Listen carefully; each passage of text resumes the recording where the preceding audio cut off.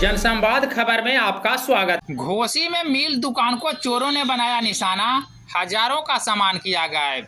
दरअसल इन दिनों घोसी बाजार में चोरों का आतंक लगातार जारी है और पुलिस घटना को रोकने में मुख्य बनी है। घटना बीते रात्रि की है, जहां एक तेल दुकान को चोरों ने निशाना बनाया है और इन्वर्टर समेत कई सामान लेकर फरार हो गया।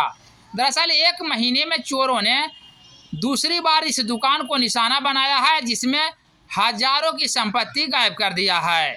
इस सिलसिले में दुकानदार गिरजेश कुमार का बताना है कि घटना को लेकर पूर्व में भी पुलिस को आवेदन दिया गया था, लेकिन पुलिस ने कोई कार्रवाई नहीं की। बीते रात मेरे यहाँ बगल के छत पे से घर के अंदर आकर पीछे वाला दुकान का दरवाजा तोड़कर दुकान में से मेरा चोरी कर लिया गया है।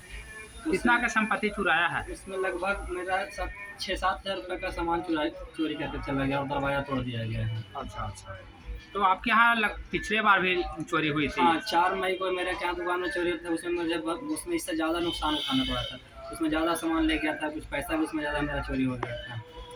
तो आप इसकी सूचना पुलिस को नहीं दिए हैं? दिए हैं, दोनों बार दिए हैं। पिछले बार भी दिए हैं और इस बार भी दिए हैं, लेकिन पुलिस यहाँ पर आकर कोई जांच नहीं हुआ। पिछले बार भी हम थाना में आवेदन दिए थे, 5 तारीख को सुबह जाकर थाना में दिए, लेकिन पुलिस आकर नहीं देखे। इस बार भी दिए, फिर भी कुछ नहीं हुआ, ना कुछ पता चला, आकर देखे भी नहीं।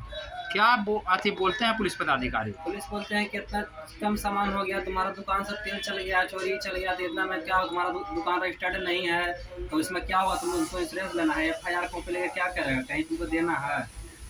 तो थाना अध्यक्ष प्राथमिकी दर्ज करना नहीं। तो आप लोग क्या वरीय पदाधिकारी से मिले हैं? नहीं, अभी तो नहीं मिले हैं। नहीं मिले हैं। क्या नाम हुआ आपका? गिरजेश कुमार, घर? गोपालन बाजार। ठीक।